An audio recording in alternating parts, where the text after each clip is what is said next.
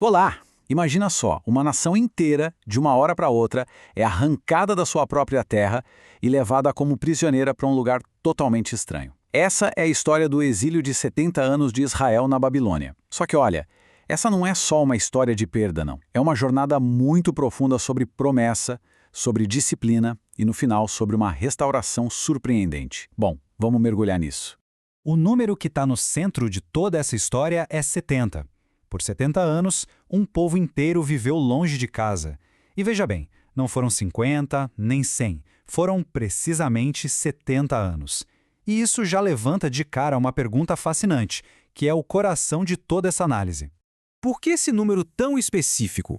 Será que foi só um acaso da história? A resposta é que não. Havia um propósito divino, uma razão muito profunda por trás da duração desse período todo. E é exatamente isso que a gente vai desvendar juntos agora.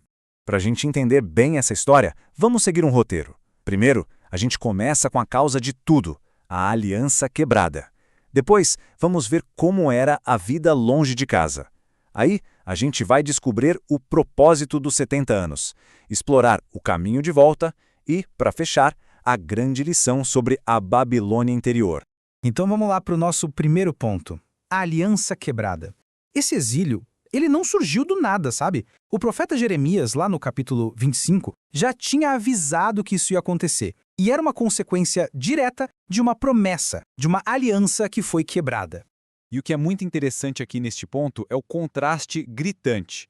De um lado, o que Deus pedia era a fidelidade, um coração que fosse de verdade voltado para Ele.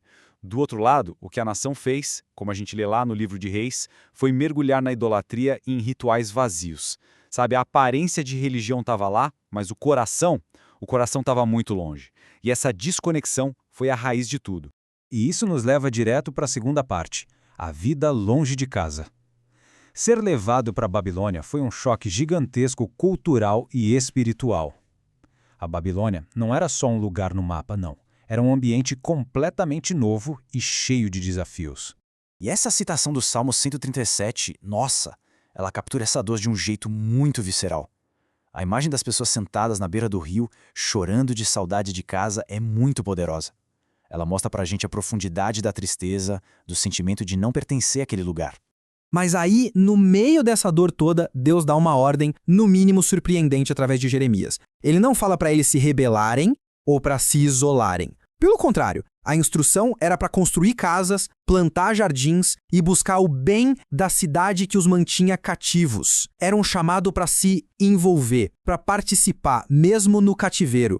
Então, o ponto crucial aqui é que Babilônia era bem mais que uma cidade, era um sistema. Uma cultura dominante que fazia pressão o tempo todo para os exilados esquecerem quem eram, abandonarem sua fé, se tornarem iguais a todo mundo. O desafio de verdade não era só sobreviver fisicamente, mas manter a identidade espiritual intacta. E agora a gente chega na terceira parte, e na resposta para a nossa pergunta principal. Qual era o propósito dos 70 anos?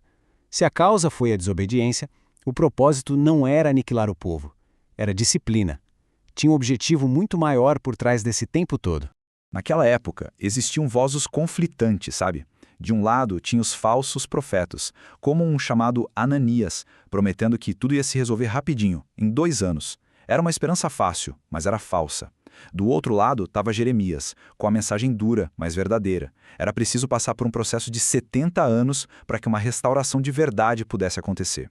E aqui o propósito fica bem claro. Os 70 anos não eram uma sentença de abandono. Eram, na verdade, um tempo de tratamento. Como Jeremias 29 revela, era quase como uma cirurgia espiritual. Um período de disciplina desenhado para purificar e realinhar o coração do povo com o coração de Deus. O alvo era a transformação, e não só a punição.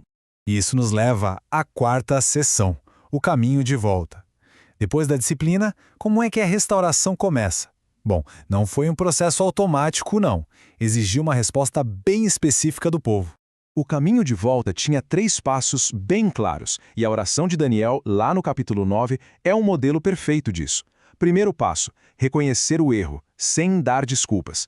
Segundo, um arrependimento genuíno, humilde. E terceiro, confiar que, mesmo depois do erro, a promessa de Deus de restaurar ainda estava de pé.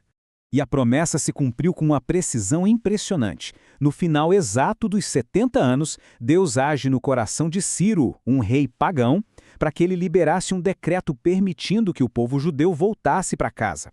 Está tudo registrado lá no livro de Esdras. O tempo de Deus foi simplesmente perfeito. E finalmente a gente chega na nossa última sessão, a Babilônia interior. Qual é a grande lição que essa história tão antiga deixa para nós hoje? Como é que ela se aplica para além dos portões daquela cidade histórica? As lições são totalmente atemporais. Primeiro, que às vezes as crises nas nossas vidas são permitidas para nos chamar de volta, para realinhar o nosso foco. Segundo, que a verdadeira mudança, a restauração de verdade, nunca acontece sem um arrependimento sincero. E terceiro, que a verdadeira liberdade não está na rebeldia, mas sim na submissão ao plano de Deus. E essa frase aqui, nossa, ela amarra tudo de forma brilhante. O objetivo final do exílio não era só uma mudança de endereço, de voltar para Jerusalém. O objetivo maior era uma transformação interna. Era remover a mentalidade, os valores, a idolatria da Babilônia de dentro do coração das pessoas. E essa talvez seja a pergunta que fica no ar para todo mundo. Qual é a Babilônia que